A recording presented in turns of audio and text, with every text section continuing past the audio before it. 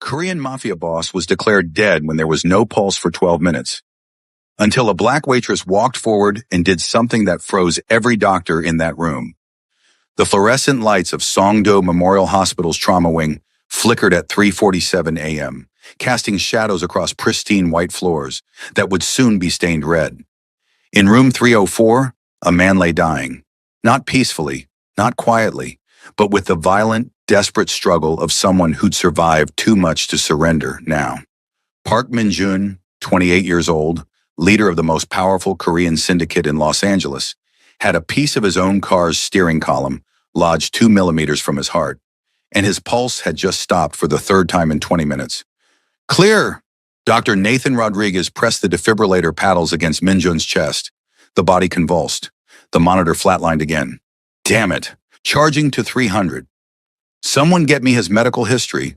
Does he have any? He's allergic to standard anesthetics.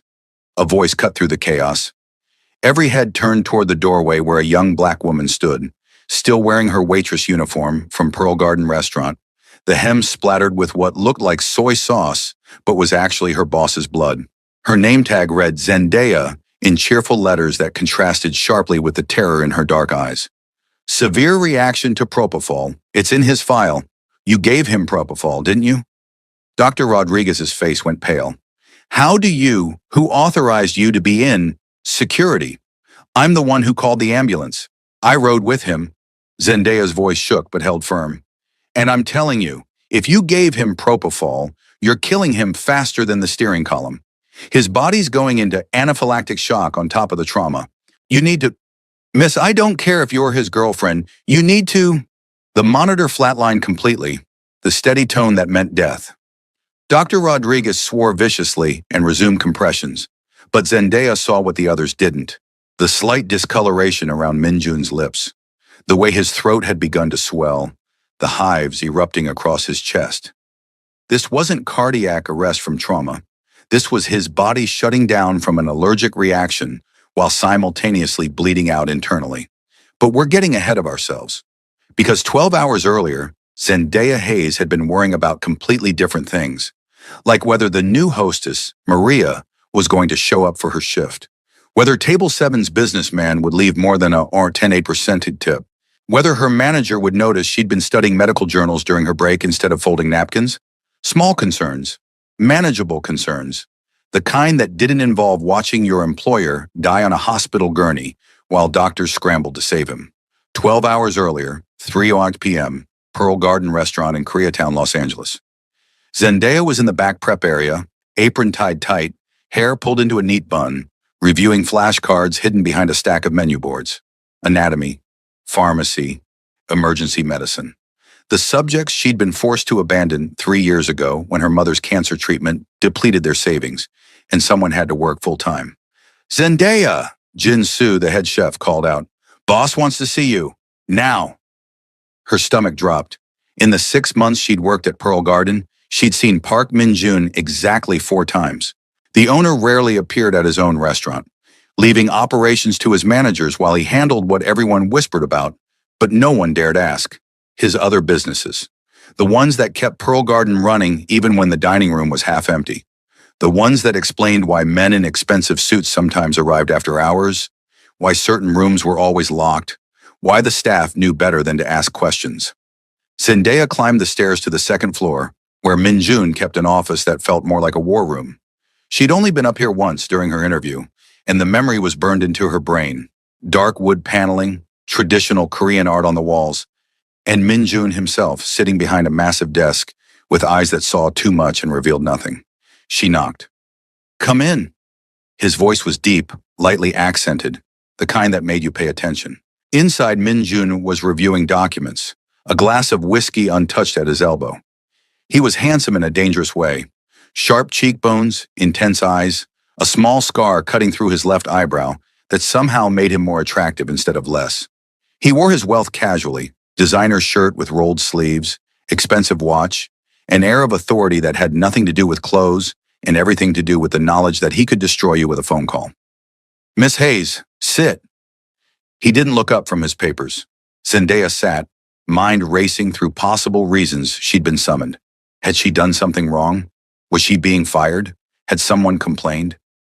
You've been with us 6 months, Minjun said, finally meeting her eyes. Your performance reviews are excellent. Customers request your section. Tips are above average. No complaints, no drama, no missed shifts. Thank you, sir. So why are you reading medical textbooks in the storage room? Zendaya's breath caught. How did he? Of course he knew. He probably knew everything that happened in this building. I was studying during my break. Personal time. It didn't interfere with... I didn't say it interfered. Minjun leaned back, studying her with those unreadable eyes. I asked why. You have a degree? 2 years of pre-med at USC. Before... She hesitated. How much should she share? Before your mother got sick and you had to drop out to work full-time. He said it matter-of-factly, like he was reading from a file, which he probably was. Lung cancer, stage 3, treatment at Cedars-Sinai. Expensive. She's in remission now, living with your aunt in Atlanta. You stayed in LA because you have more job opportunities here. You work here 5 days a week, tutor pre-med students online for extra money, and you're trying to save enough to finish your degree. You want to be an emergency medicine doctor. Zendaya stared at him, somewhere between impressed and violated. You investigated me. I investigate everyone who works for me. Your background check was unusually interesting. He pulled out a folder, slid it across the desk. You graduated top of your class at Crenshaw High. Full scholarship to USC. 3.9 GPA. Glowing recommendations from your professors. You were on track to be exceptional. And then you disappeared. I didn't disappear. I made a choice. Family first. Admirable. Wasteful, but admirable. Minjun opened the folder, revealing documents Zendaya recognized. Her old transcripts, her research papers, letters of recommendation. I'm not trying to insult you, Miss Hayes. I'm trying to understand you. Because in my experience, people don't give up their dreams without a fight. Which means you're either a quitter or you're waiting for an opportunity to get back in the ring. What's your point, Mr. Park? My point is that I have a proposition. I need someone with medical knowledge. Someone discreet.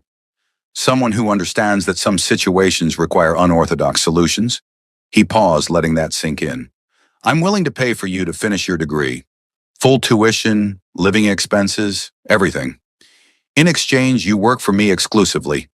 Here at the restaurant, yes, but also elsewhere when needed. Zendaya's mind raced. This was an offer too good to be true, which meant it came with catches that could destroy her.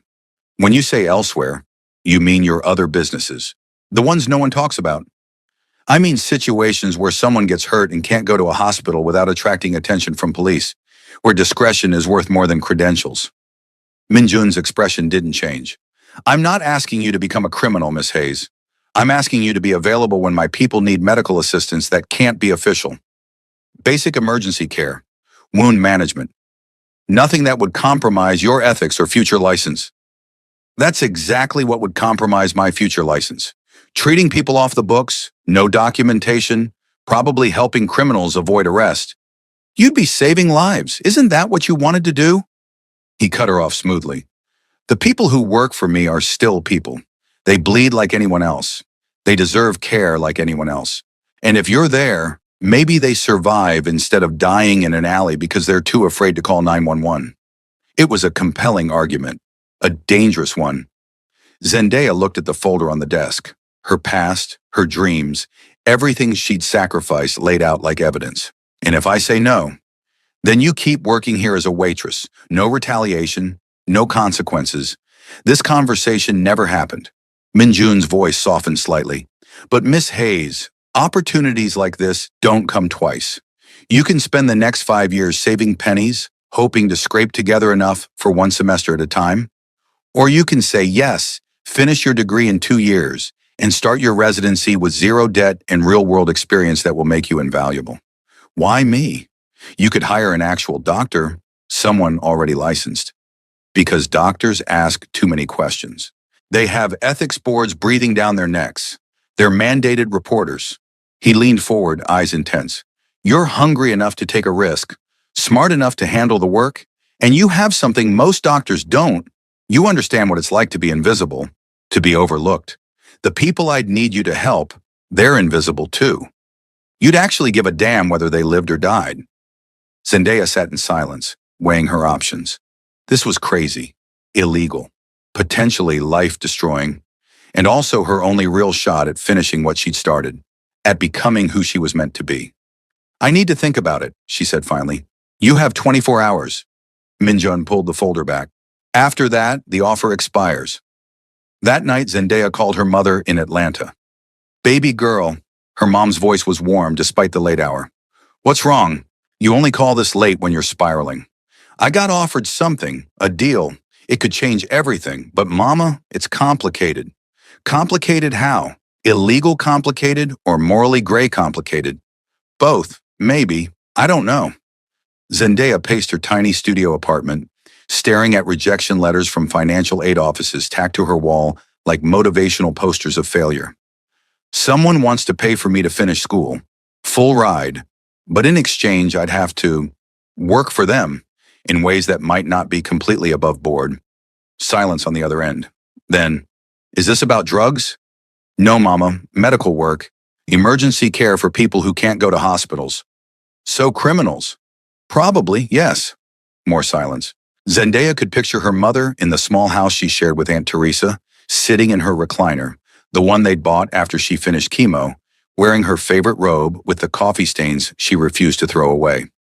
Finally, you remember what I told you when you dropped out to take care of me? You told me I was throwing my life away. I told you that sacrifice without purpose is just suffering. You sacrificed for me, and I'm grateful every day. But baby, you can't sacrifice forever. At some point, you have to fight for your own dream again. Her mother's voice was firm.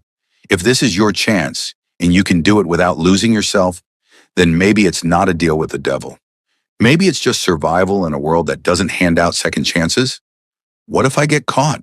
What if I lose everything? What if you spend the rest of your life wondering what if, her mother countered. Zendaya, you're 26 years old. You're brilliant. You're capable. And you've been treading water for 3 years, barely keeping your head above the surface. Maybe it's time to swim, even if the water's murky. The next day, Zendaya climbed the stairs to Minjun's office and knocked. When he called her in, she didn't sit, just stood across from his desk and said, I have conditions. Minjun's eyebrow lifted slightly. I'm listening. First, I won't do anything that directly harms someone. No poisonings, no helping dispose of bodies, nothing that makes me an accessory to murder. Second, if I think someone needs a hospital, they go to a hospital, no arguments. Third, you pay for malpractice insurance somehow, because if something goes wrong, I'm not losing everything because you were too cheap to cover your ass.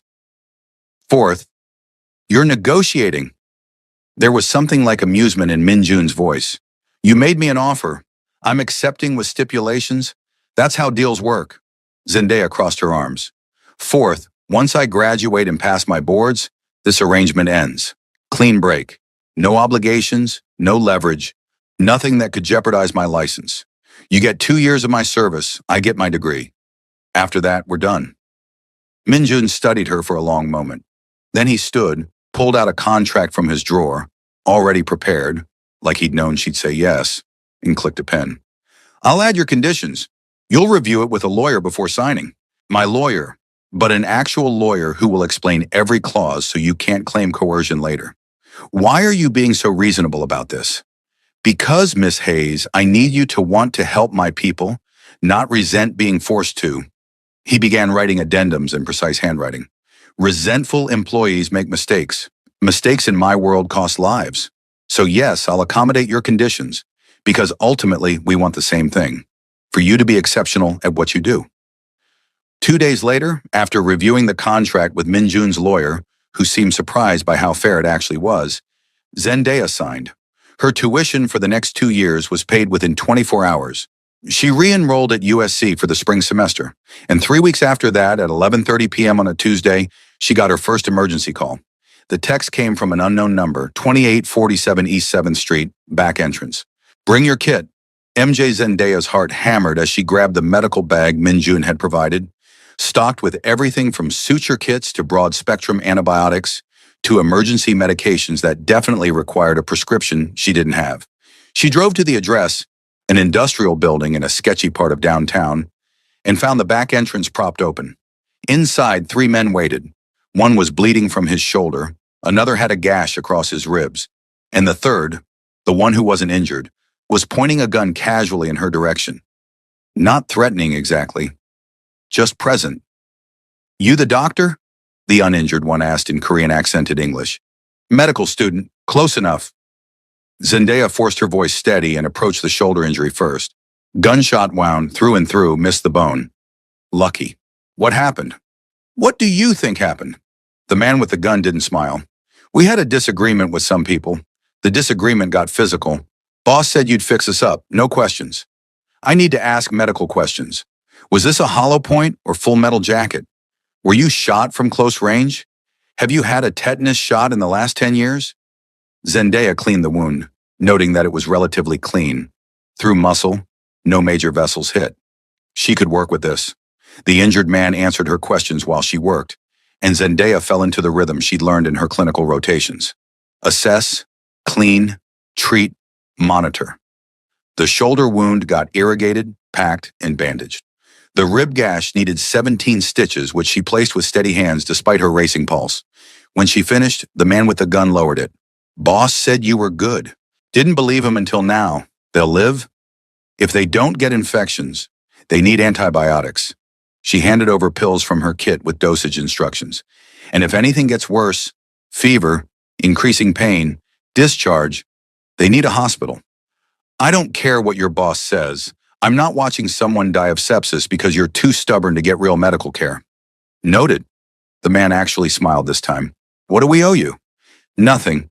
This is between me and Mr. Park." Zendaya packed up her kit, hands shaking now that the adrenaline was fading. "But for the record, you should reconsider your career choices. Disagreements shouldn't involve guns.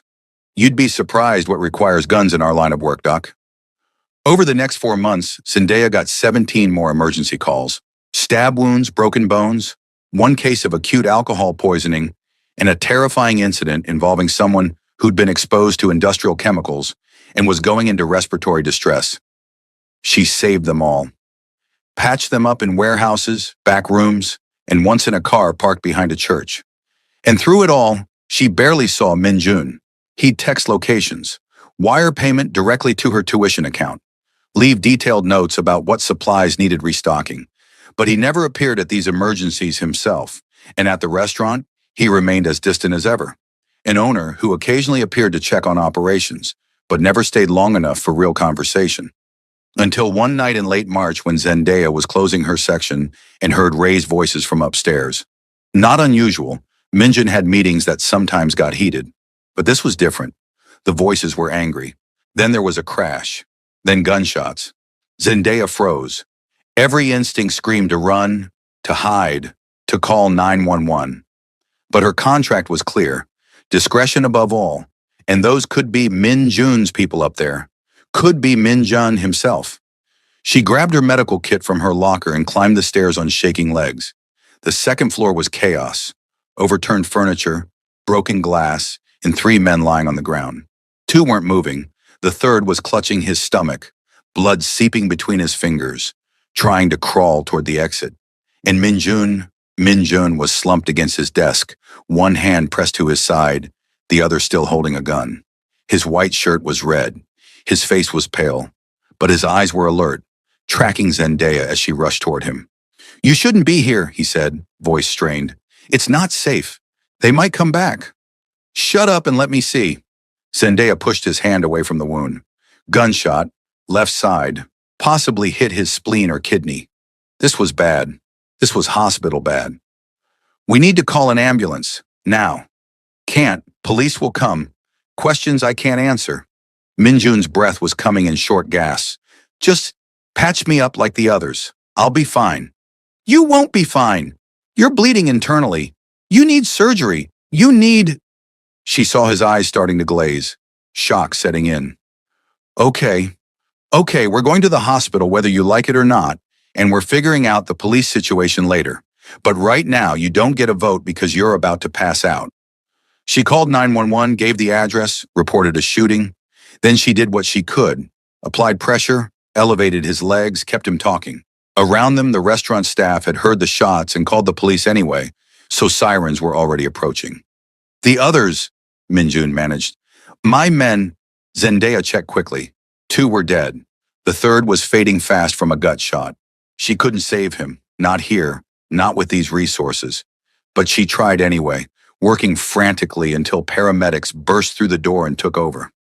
At the hospital, police separated everyone for questioning. Zendaya told them the truth. Mostly. She was closing her section, heard gunshots, ran up to help, found her boss injured.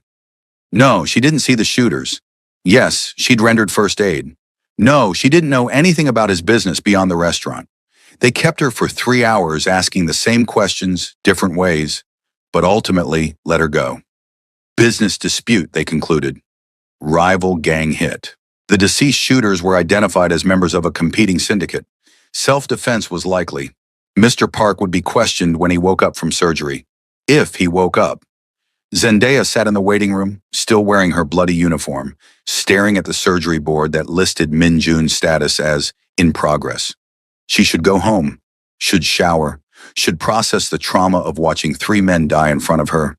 Instead, she stayed, gripping cold coffee, unable to leave until she knew he'd survived. At 2:15 a.m., a surgeon emerged, Dr. Rodriguez, young and exhausted, scanning the waiting room. Family of Park Minjun? Zendaya stood. I'm his employee, the one who called the ambulance. Is he? He made it through surgery, barely. The bullet nicked his spleen and kidney. We had to remove the spleen, repair the kidney. He lost a lot of blood, went into shock twice on the table. But he's stable now. Critical, but stable. He'll be in ICU for a few days, then step down if there are no complications. Relief flooded through Zendaya so strongly she had to sit down. Can I see him? Are you family? What was she? His illegal back alley medic? His waitress? His weird business associate? I'm the closest thing he has right now. Dr. Rodriguez studied her, seemed to make a decision. 5 minutes, ICU room 304. But he's sedated. He won't know you're there. Zendaya found his room, slipped inside quietly. Minjun looked different like this, vulnerable. The man who commanded rooms with a glance was now pale and still, tubes and wires connecting him to machines that beeped steadily. She stood beside his bed, watching his chest rise and fall, and felt something shift inside her. This was her boss, the man paying for her education, someone she barely knew beyond professional interactions and emergency texts. And yet, seeing him like this, she realized she'd been lying to herself. Somewhere between the contract signing and the emergency calls and the quiet moments when he'd check in via text to make sure she was handling the stress, she'd started caring. Not professionally, personally, which was stupid, dangerous, the kind of thing that complicated everything. But as she reached out and squeezed his hand gently, careful of the IV line, she couldn't deny it anymore. You're not allowed to die, she whispered. You hear me? You don't get to make me care and then die. That's not how this works. His hand was warm in hers, alive, and Zendaya held it for another 3 minutes before forcing herself to leave, to go home, to try to sleep despite the images burned into her brain. Minjun woke up 2 days later. Zendaya was there when it happened. She'd been visiting during her breaks from restaurant shifts and study sessions, telling herself she was just checking on her investment, making sure her benefactor survived. Nothing emotional about it. His eyes opened slowly, confused at first, then focusing on her. Miss Hayes. His voice was rough from intubation. You're still here. Someone has to make sure you don't die and leave me with unpaid tuition. She tried to sound casual, professional. How do you feel? Like I got shot, which I did. He tried to sit up, winced, gave up. The others? 2 of yours didn't make it. I'm sorry. The shooters are dead. Police ruled it self-defense after reviewing the scene and the restaurant's security footage. You're clear legally, but... She hesitated. But you've got a lot of people very interested in what happened. Your organization, the rivals, the police are still watching. Standard, I'll handle it when I'm out of here. Minjun's eyes found hers again, and there was something new in them. You saved my life. You didn't have to stay. Could have run when you heard the shots. Why didn't you? Because people were hurt. Because that's literally what you're paying me for. Zendaya adjusted his blanket unnecessarily, avoiding his gaze. And because despite everything, you've kept your word. Fair deal. No coercion. You've given me my future back. Least I could do was try to give you yours. That's not why. His voice was soft but certain. Tell me the real reason. Zendaya met his eyes finally, and the intensity there made her breath catch. I don't know what you want me to say. The truth. Always the truth with me, Zendaya.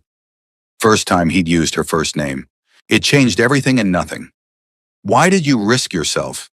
Because I care. The words came out before she could stop them. Okay? I care. About you. As a person. Not just as my boss or my benefactor or my morally complicated business arrangement.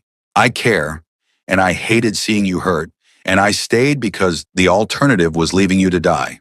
Happy now? Minjun's expression softened in a way she'd never seen. No, because now I have to tell you something that makes this even more complicated. What?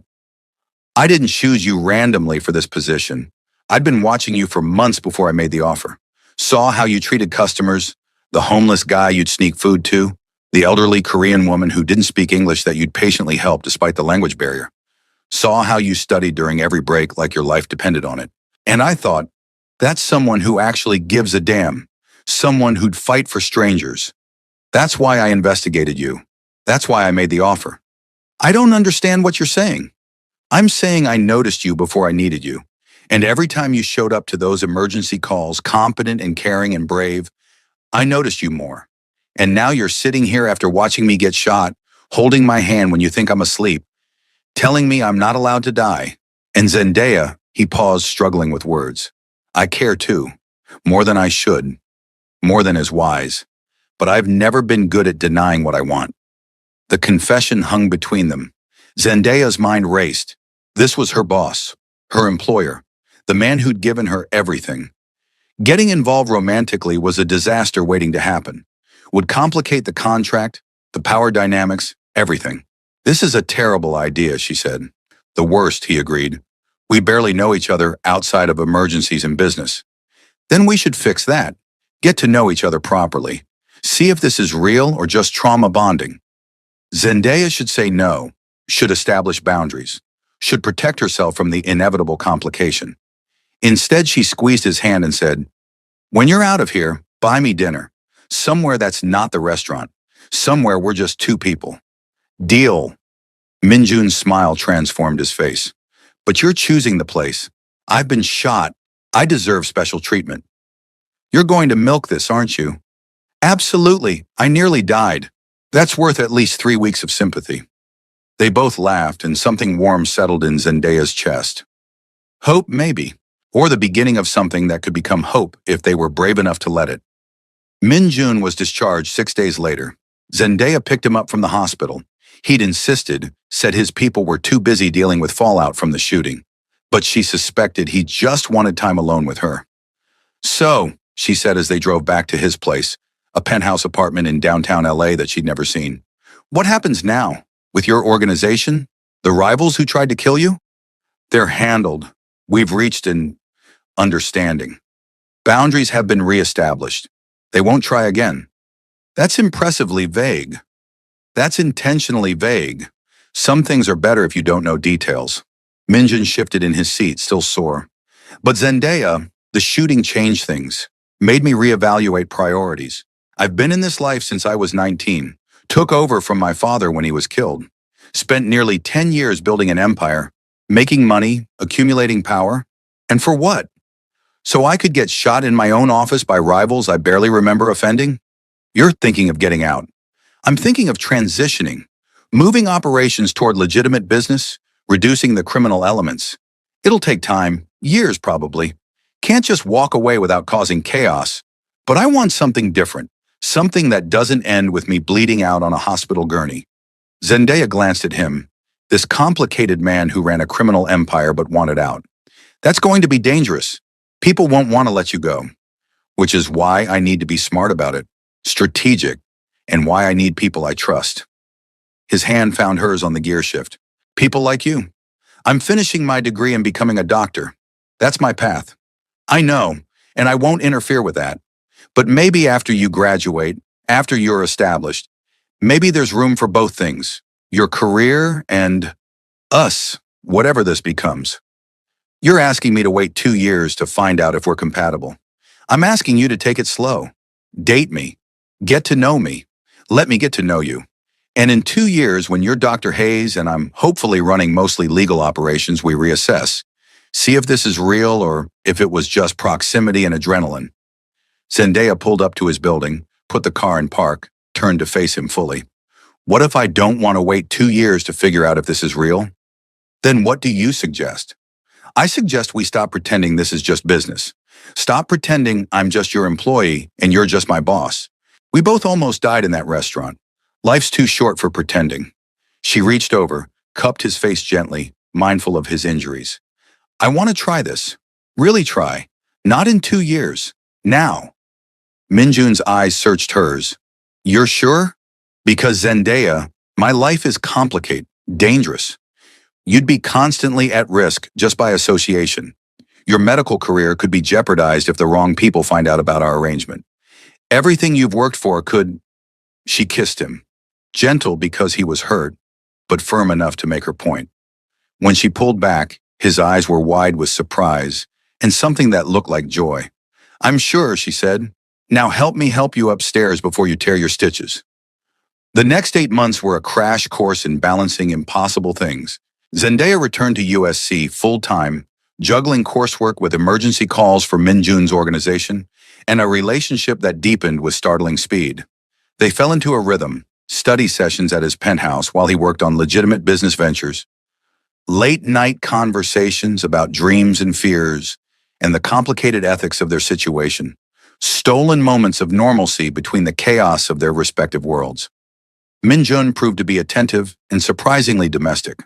He'd cook Korean food while she studied, teach her phrases in Korean while she taught him medical terminology, massage her shoulders when the stress of organic chemistry threatened to break her. And slowly, carefully, he began extracting himself from the more dangerous aspects of his organization. I'm selling off the gambling operations, he told her one night in November. Legitimate buyers only. Using the money to expand the restaurant into a chain, 5 locations across LA, all legal, all clean. It's a start. Your people won't like that. Gambling's lucrative. Some don't, but I'm not asking permission. I'm the boss. They follow or they leave. His jaw set in that stubborn line she'd come to recognize. I meant what I said. I want a different life. With you. And that means making changes.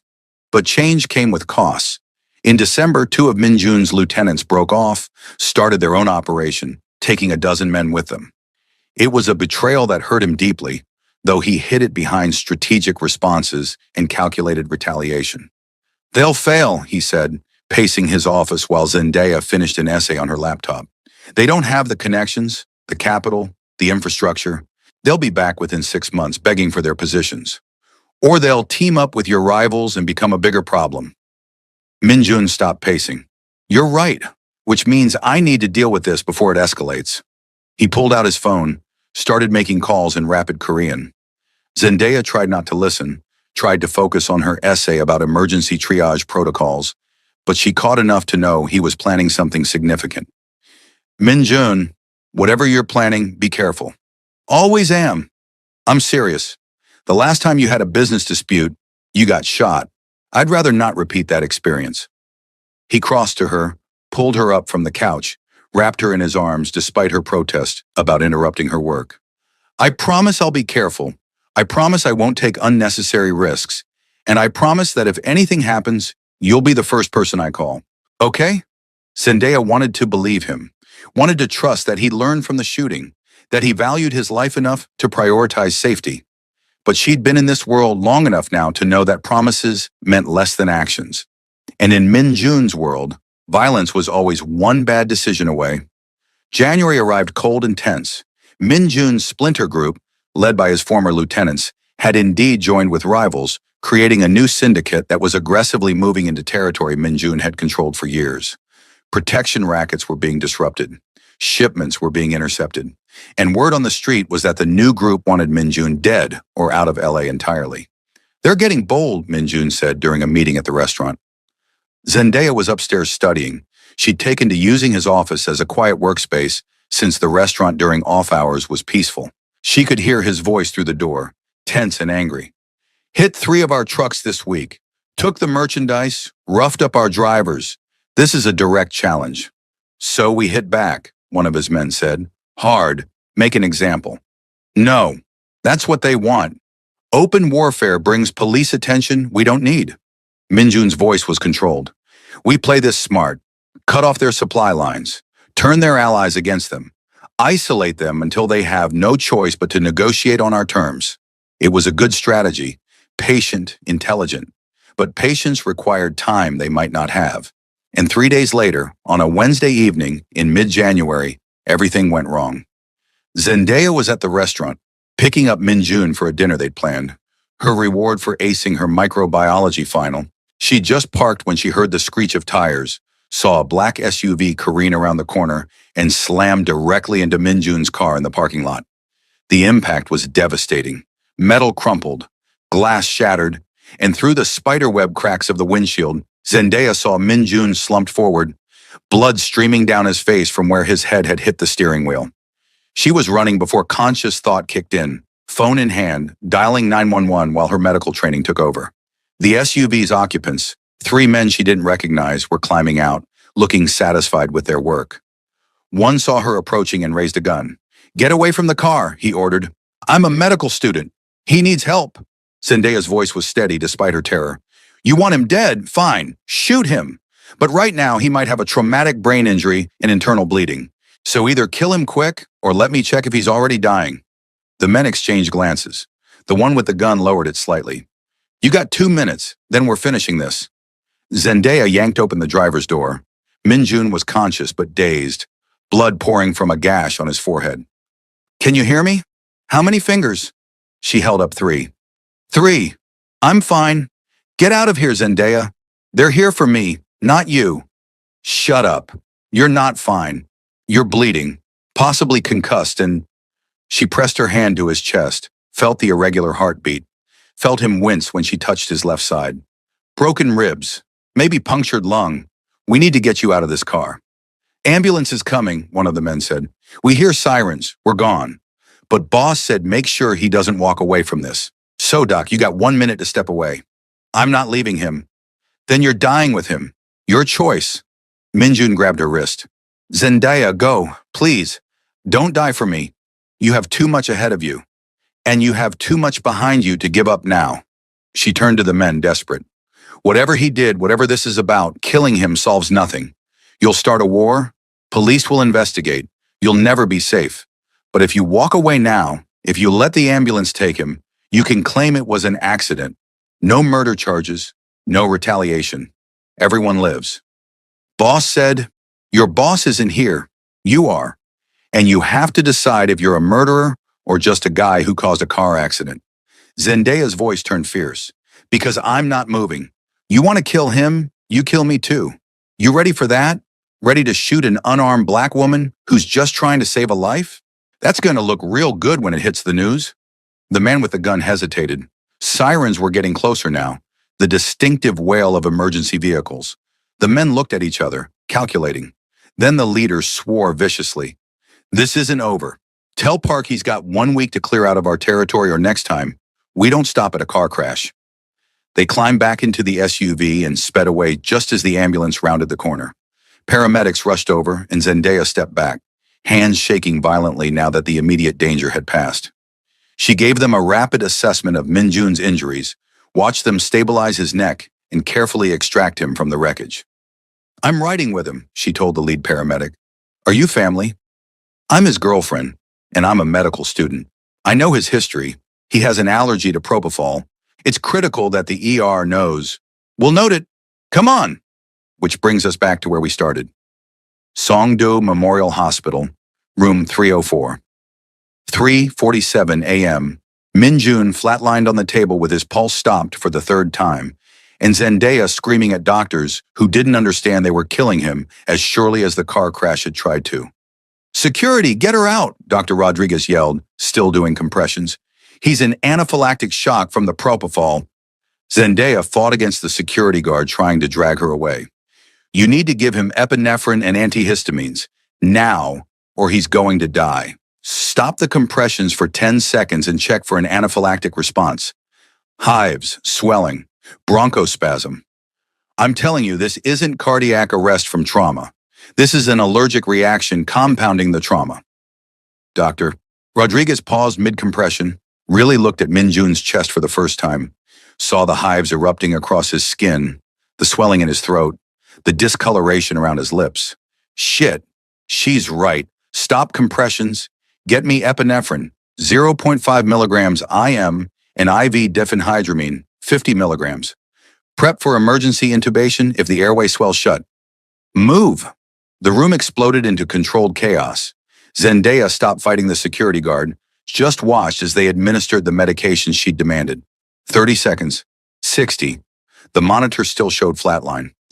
Dr. Rodriguez resumed compressions while they waited for the epinephrine to kick in. Come on, Zendaya whispered. Come on, Minjun. You promised you'd be careful. You promised you wouldn't leave me. So fight, damn it. Fight. 90 seconds. 2 minutes. The monitor stayed flat.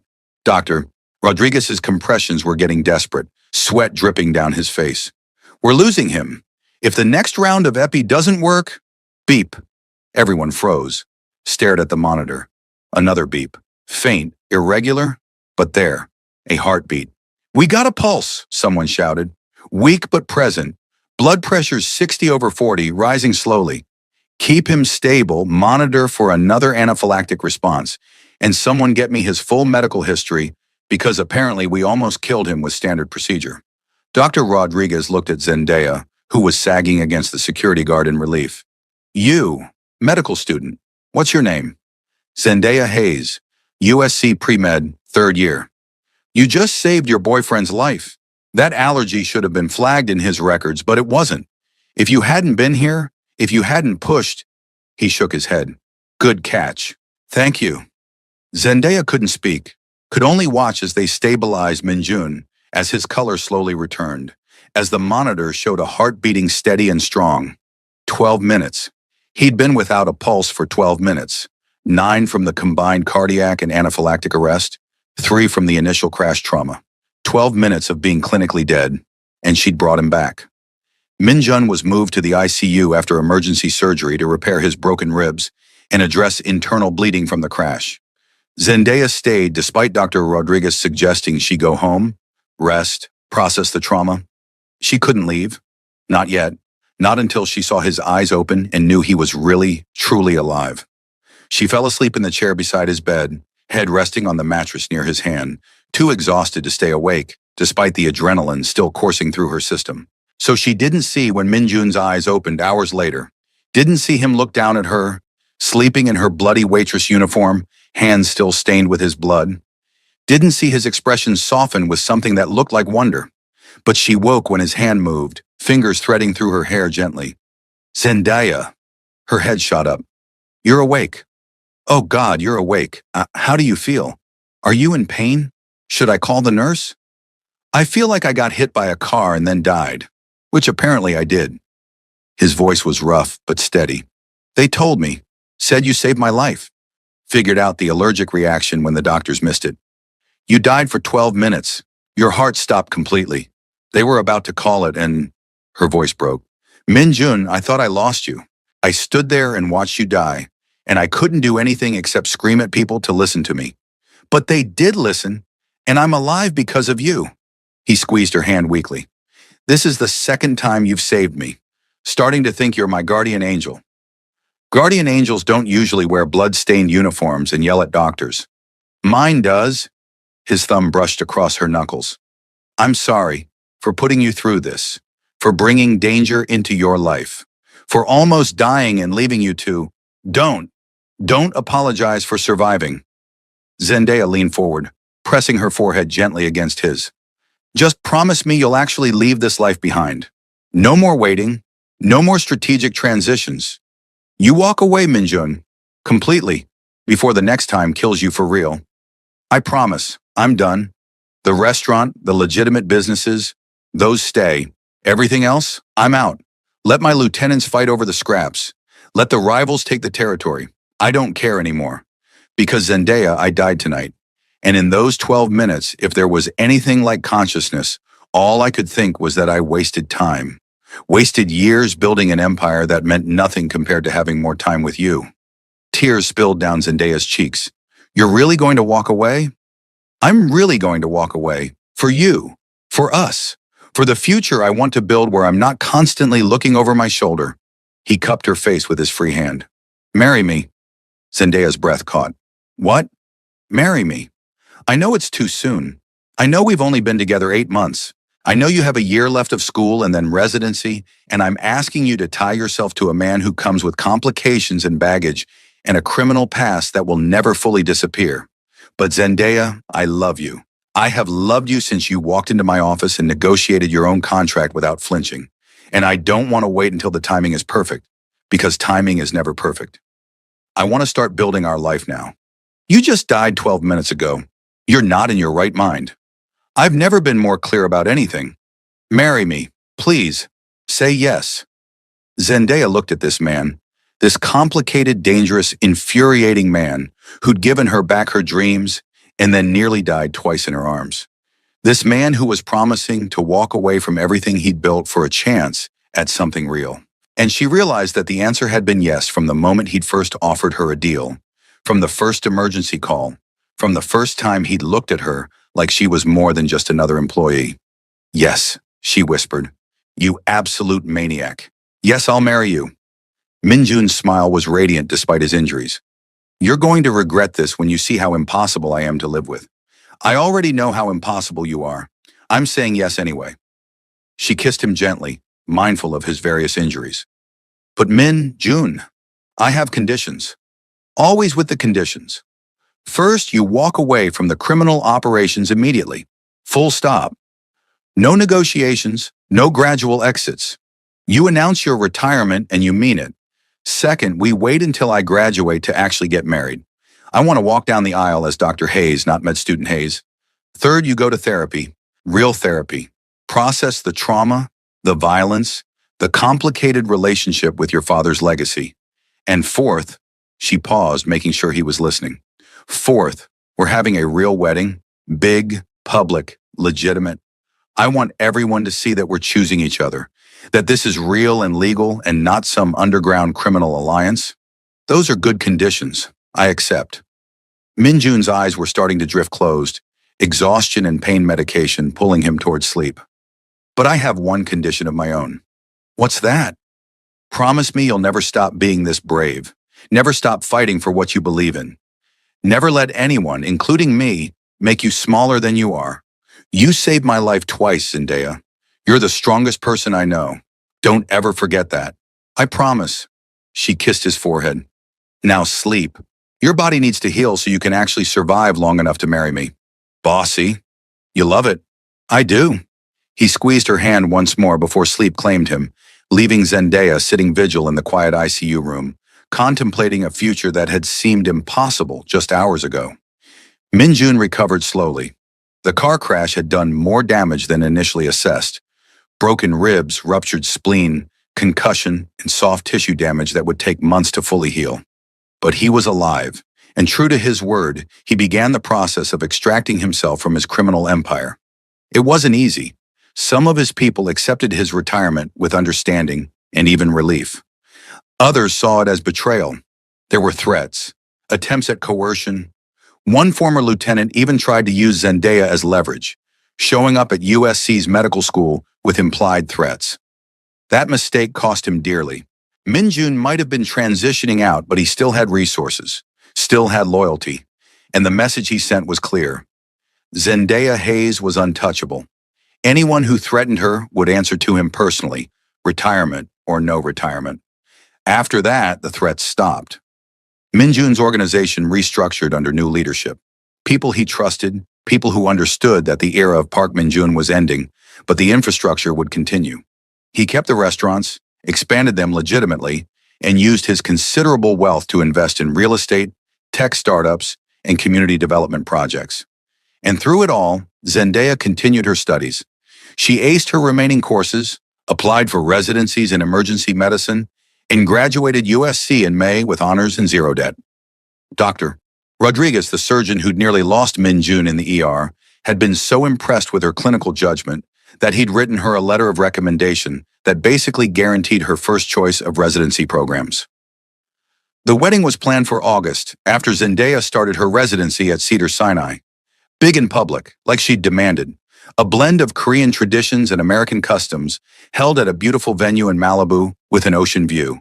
Shanice was her maid of honor, Mrs. Choi from Pearl Garden catered, and Min Jun's legitimate business associates sat alongside Zendaya's family and friends from medical school. No one quite sure how a pre-med student and a former crime boss had ended up here, but everyone willing to celebrate anyway. On the morning of the wedding, Zendaya sat in her dressing room, staring at her reflection. The dress was beautiful, white with subtle Korean-inspired embroidery, elegant without being ostentatious. Her mother sat beside her, doing final adjustments to her hair.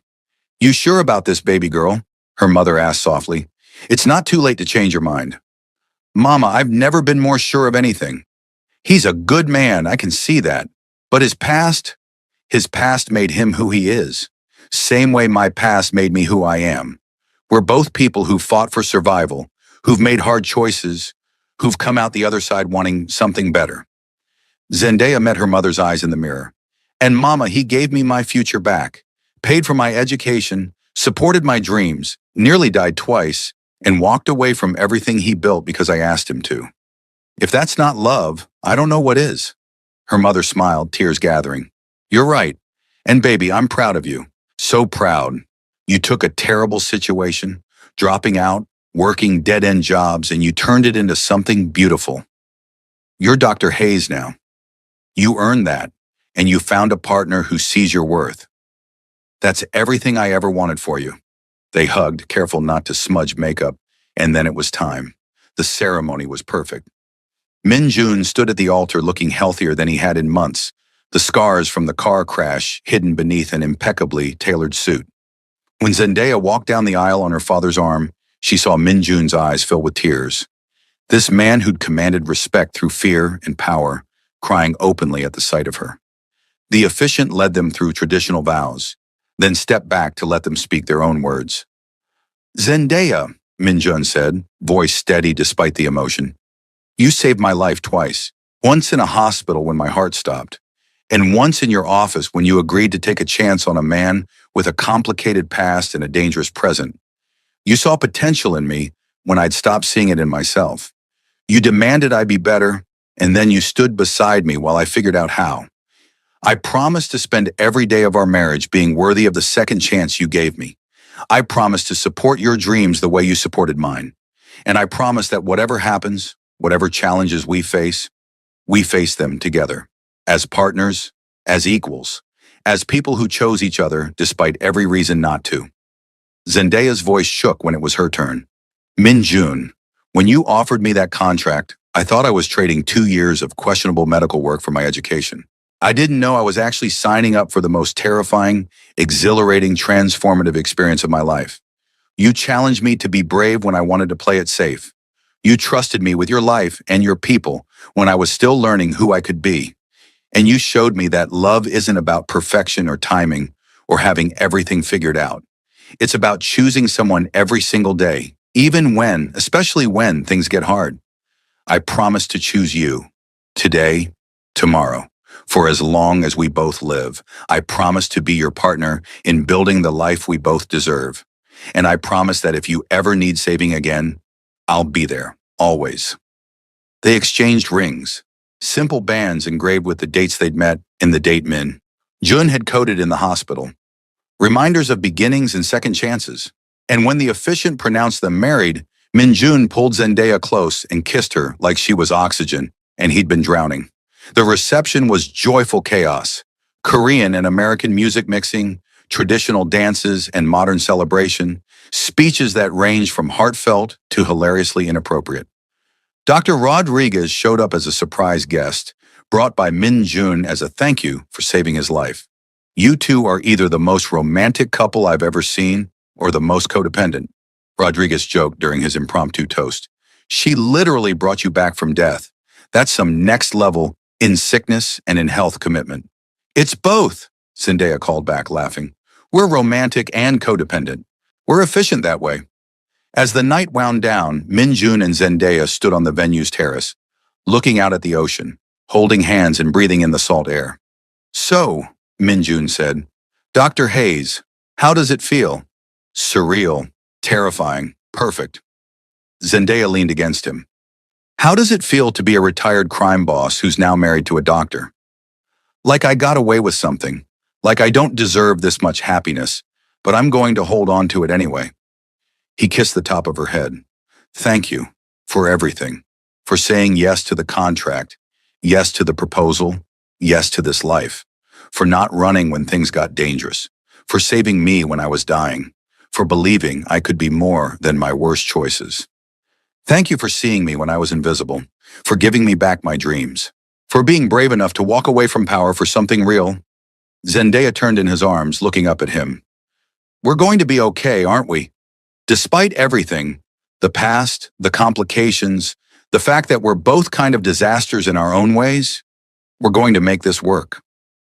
We're going to make this work, Min-jun agreed, because we're both too stubborn to fail. And because we've already survived the hard part, finding each other. Everything else is just details. They kissed as fireworks exploded over the ocean, Min-jun's surprise for his bride, and Zendaya thought about the journey that had brought them here. The contract, the emergency calls, the shooting, the car crash, the 12 minutes of death, every impossible moment that had somehow led to this perfect one. 5 years later, Dr. Zendaya Hayes Park stood in the emergency department at Cedars-Sinai, leading a trauma team through a complex cardiac arrest case. She was known as one of the best emergency physicians in LA, calm under pressure, brilliant diagnostician, teacher who pushed her residents to be exceptional. He's not responding to standard protocols, one of her residents said, panicked as the patient flatlined again. Then we don't use standard protocols. What are we missing? What's his history? Any allergies? Any conditions that would complicate resuscitation? Zendaya scanned the chart, looked at the patient's presentation, and saw it. He's got the same symptoms my husband had. Anaphylactic shock complicating cardiac arrest. Get me epinephrine and antihistamines. Now. The team moved fast, administering the medications. And just like 5 years ago in the same hospital, the patient's heart started beating again. Weak at first, then stronger. Stable. How did you see that? The resident asked, awed. His allergy wasn't in the chart. Experience. And the knowledge that sometimes the obvious answer is wrong. Always look deeper. Always question your assumptions. And when someone's dying, try everything before you give up.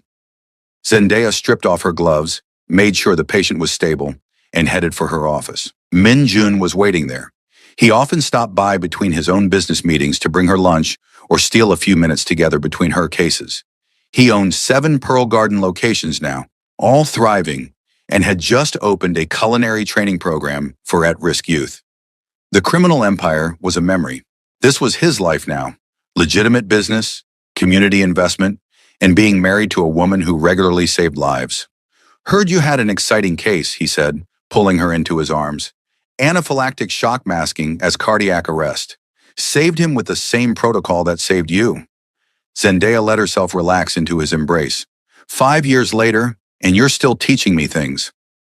I'm teaching you, Min-jun laughed. Zendaya, you're the one who brought me back from death. Everything I know about second chances, I learned from you. Their daughter burst into the office then, 3 years old, all energy and joy, being chased by her grandmother, who was apologizing for the interruption.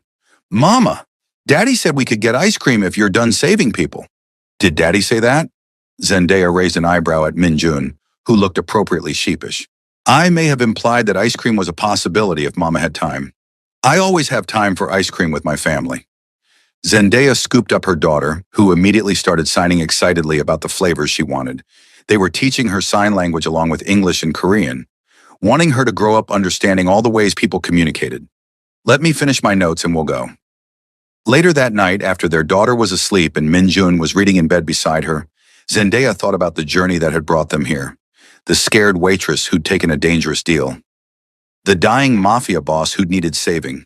The 12 minutes when everything had hung in balance. What are you thinking about? Min-jun asked, setting down his book.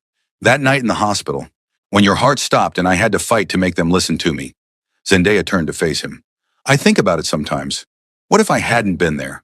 What if they hadn't listened? What if those 12 minutes had been permanent? But you were there, and they did listen, and I'm here. Minjun pulled her close. Zendaya, you've saved countless lives in the 5 years since then. Every patient you've brought back, every diagnosis you've caught, every resident you've trained. That's all possible because you refused to let me die. You didn't just save my life. You saved all the lives I've touched since then, all the people I've employed, all the good I've been able to do. That's your legacy, too.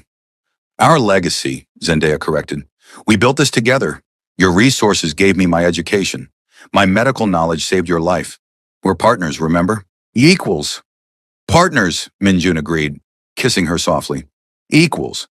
And the two people who prove that sometimes the most impossible love stories work out exactly right. They fell asleep tangled together. Two people who'd found each other across impossible circumstances and built something beautiful from the wreckage of their former lives. The criminal and the doctor. The man who'd died for 12 minutes and the woman who'd refused to let death win. Together. Always together. 10 years after that first contract signing, Zendaya was promoted to Chief of Emergency Medicine at Cedars-Sinai. Minjun's restaurant chain had expanded to 15 locations across California. Their daughter was 8, brilliant and kind, fluent in 3 languages and already showing interest in medicine, like her mother, and business like her father. And sometimes, late at night when they couldn't sleep, they'd sit on their balcony and talk about those early days. The emergency calls in warehouses, the shooting at the restaurant, the car crash, and those 12 terrible minutes. All the moments when everything could have gone wrong, but somehow turned out right. Do you ever regret it? Zendaya asked one night. Walking away from the power, the empire, everything you'd built? Not once. Not for a second. Minjun's hand found hers in the darkness. That empire was built on fear and violence and my father's legacy. This life, our family, your career, my legitimate businesses, the good we do in the community, this is built on love and partnership and choice. There's no comparison. What about you? He asked. Do you regret saying yes to that first contract? Taking the risk? It was the scariest, most reckless, best decision I've ever made. Second only to saying yes when you proposed in that hospital room. Zendaya smiled in the darkness. You know what the funny thing is? When you first offered me that deal, I thought I was selling my soul for my education. Turns out I was actually buying my future. Everything I am now, everything we have, it all started with that impossible choice. 2 impossible choices, Minjun raised an imaginary glass. To second chances, Zendaya countered. To 12 minutes, that changed everything. They sat together as the city lights sparkled below them. 2 people who'd survived the impossible and built something extraordinary from the wreckage. The waitress who'd become a doctor. The crime boss who'd become a legitimate businessman. The 12 minutes of death that had led to a lifetime of love. And somewhere in the house behind them, their daughter slept peacefully, dreaming of a future built on the foundation her parents had fought so hard to create.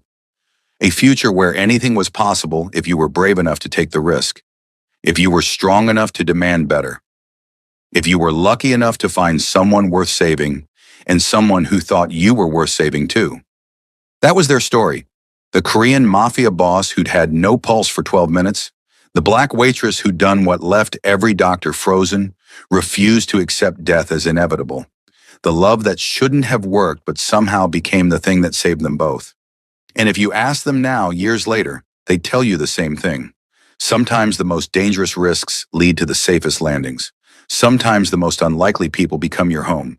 And sometimes saving someone else's life is really just learning how to save your own. 15 years after that first contract, Zendaya stood on a stage accepting an award for excellence in emergency medicine. The ceremony was at a fancy hotel downtown, packed with the medical community's elite. Minjun sat in the front row, proud and distinguished in his suit, their daughter beside him.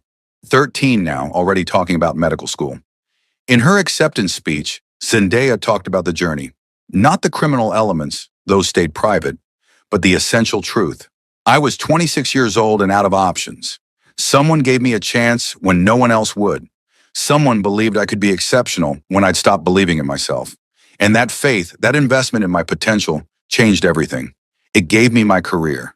But more importantly, it taught me to see potential in others, to give chances when the world says no, to believe that people can transform if given the right support. She looked at Minjun as she spoke, and he looked back with eyes full of love and pride and shared memory. Everyone in that room saw a successful doctor thanking an anonymous benefactor. But Zendaya and Minjun knew the truth. They'd saved each other over and over again, in hospitals and offices and parking lots and 1,000 quiet moments in between. After the ceremony, after the congratulations and photographs and networking, they drove home together. Their daughter fell asleep in the back seat. Minjun held Zendaya's hand across the console. And in that simple moment, family, safety, love, they both understood how far they'd come. "I'm proud of you," Minjun said quietly. "Always have been. But tonight, seeing you up there, knowing everything you've accomplished, Zendaya, you're extraordinary." "We're extraordinary," she corrected. "You and me.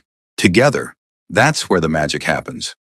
They pulled into their driveway, a beautiful house in Pasadena, far from the restaurant in Koreatown where they'd first met, but still home, carried their sleeping daughter inside, tucked her into bed, and then stood in their bedroom, helping each other out of formal wear, comfortable in the rhythm they'd built over 15 years of partnership. "Minjun," Zendaya said as they were getting ready for bed. Thank you for dying that night, for giving me the chance to save you, for trusting me with your life." He crossed to her, pulled her close. "Thank you for bringing me back, for refusing to let me go, for showing me what it means to truly live instead of just survive." They kissed, soft and familiar and perfect. And in that kiss was everything they'd been through: the contract, the emergencies, the violence, the near-death experiences, the choice to build something better. All of it distilled into one perfect moment of connection. Later, lying in bed with Minjun's arm around her waist, Zendaya thought about the girl she'd been at 26. Broken, hopeless, convinced her dreams were dead. If she could go back and tell that girl what was coming, the danger and the love and the 12 minutes that would define everything, would she still say yes to that first contract? Absolutely, 1,000 times yes. Because sometimes the most dangerous paths lead to the safest destinations. Sometimes the scariest risks yield the greatest rewards. And sometimes when you're brave enough to save someone else, you end up saving yourself in the process. That was their truth, their story. The Korean Mafia boss and the black waitress. The 12 minutes that changed everything. The love that transformed them both. And it was perfect. Messy and complicated and absolutely perfect.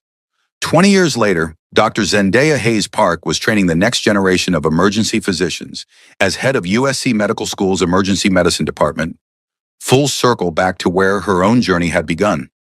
Minjun had transitioned from restaurants to humanitarian work, funding medical clinics in underserved communities across LA and beyond.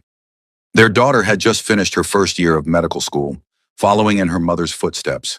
And sometimes when Zendaya lectured to her first-year students about never giving up on a patient, about pushing past standard protocols when something didn't feel right, about the importance of advocacy and perseverance, she'd tell them a story. 20 years ago, she'd say, "I wasn't a doctor. I was a medical student working as a waitress, watching my dreams die a little more each day. And then someone took a chance on me, believed I could be exceptional, gave me the resources and support to prove it. But the real lesson came later, in a hospital room, when that same person was dying and every doctor had given up. 12 minutes without a pulse, 12 minutes when everyone said it was over, and I refused to accept it. I fought, I advocated, I demanded they listen. And because I did, that person lived. Not just survived, lived. Went on to change thousands of lives through humanitarian work. Went on to be my partner in building a life I'd never imagined possible." She'd pause, look around the room at all those young, eager faces. That's the lesson. Never give up. Not on your patients. Not on yourself. Not on the people who believe in you. Because you never know which 12 minutes might change everything. Which decision might save not just one life, but all the lives that person will touch. You have that power. Use it wisely. Use it bravely. Use it with the knowledge that sometimes the impossible is just the difficult, waiting to be proven wrong. The students never knew the full story, the criminal empire, the shootings, the complicated ethics of it all, but they understood the essential truth. Dr. Hayes was someone who'd fought for her dreams and won. Someone who'd brought people back from death through sheer force of will and medical knowledge. Someone who believed in second chances because she'd been given one herself. And that, more than any textbook or technique, was what made her an extraordinary teacher. On their 20th wedding anniversary, Min Jun recreated their first date, the one that had never happened because he'd been shot before they could go. Fancy restaurant, ocean view, the works. But this time, he made it through dinner without any assassination attempts. 20 years, Zendaya marveled. 2 decades since I signed that insane contract. Best business decision I ever made, Min Jun said with a smile. Though I'm pretty sure hiring someone to be your illegal the books medic and then falling in love with them is against some kind of HR policy. Definitely against policy. Also probably illegal on multiple levels. Zendaya laughed. But here we are. 20 years, 1 daughter, 2 near-death experiences, countless lives saved, and a love story that still doesn't make sense on paper. The best things never make sense on paper. Min Jun reached across the table, took her hand. They only make sense in practice, in the living of them. And Zendaya, living this life with you, building this family, supporting your career, becoming someone I actually like, it's been the greatest privilege of my existence. Even better than running a criminal empire? Especially better than that. That was power. This is purpose. There's no comparison. He pulled out a small box, slid it across the table. I got you something. Inside was a necklace, delicate gold chain with a pendant shaped like a heartbeat monitor, the line showing 12 minutes of flatline before resuming normal rhythm. It was beautiful and morbid and perfect. It's to remember, Min Jun said, the 12 minutes that changed everything, the moment when you refused to let me go, the beginning of everything we became. Zendaya's eyes filled with tears. I love it, and I love you. Even though you're impossibly romantic and sentimental for a former crime boss. Only with you. Everyone else still thinks I'm terrifying. You are terrifying, just in a different way now. She fastened the necklace, felt the weight of it against her skin, a reminder of death and resurrection, of love forged in crisis and strengthened through choice. Thank you for this, for everything, for being brave enough to walk away from who you were to become who you are. Thank you for seeing who I could be when all I saw was who I'd been. Min Jun stood, pulled her to her feet. Dance with me. There was no music, but they danced anyway, right there on the restaurant's patio overlooking the ocean. 2 people who'd started as employer and employee, who'd survived impossible odds, who'd built a life that defied every expectation. Moving together like they'd been made for this, for each other, for exactly this moment. And somewhere in the city behind them, their daughter was studying for her next medical school exam, building her own future on the foundation they'd created. The legacy of 2 people who'd refused to accept the limitations the world imposed, who'd fought for second chances and third chances and as many chances as it took to get it right. That was the real story. Not just about the 12 minutes when Min Jun's heart stopped, but about all the moments after, the choices, the growth, the dedication to becoming better. The conscious decision made every single day to choose love over fear, partnership over power, purpose over prestige, the Korean Mafia boss who died and been reborn, the black waitress who'd refused to let death win, and the 20 years of beautiful, complicated, extraordinary life they'd built from that impossible beginning. Perfect, messy, real, and absolutely undeniably worth every risk they'd taken to get there. Epilogue. 30 years after that first contract, Dr. Zendaya Hayes Park published a memoir, not about the criminal elements, those stayed private, protected by NDAs and discretion, but about the journey from waitress to doctor, about second chances in the people who believe in you when you've stopped believing in yourself, about 12 minutes that defied medical odds and changed 2 lives forever. The book became a bestseller. Medical students read it for inspiration. Young people from underprivileged backgrounds saw themselves in her story. And somewhere in there, between the lines about perseverance and determination, was a love story. Quiet, powerful, transformative. Min Jun read it on their anniversary, tears streaming down his face at seeing their story through her eyes. seeing himself as she saw him, not the criminal he'd been, but the man he'd become, the partner, the father, the humanitarian, the person who'd been given 12 extra minutes and used them to build something meaningful. You made me the hero, he said, closing the book. You were the hero. You just didn't know it yet. Zendaya kissed him softly. We both were. That's the point. We saved each other. Over and over again. And we're still saving each other. Every single day. And it was true. 30 years of choosing each other. Of fighting for their love when it would have been easier to walk away. Of building something beautiful from broken pieces. Of proving that sometimes the most unlikely stories have the happiest endings. The Korean Mafia boss and the Black Waitress. The 12 minutes that shouldn't have ended in survival but did. The love that defied every odd and became legendary. That was their truth, their legacy, their forever.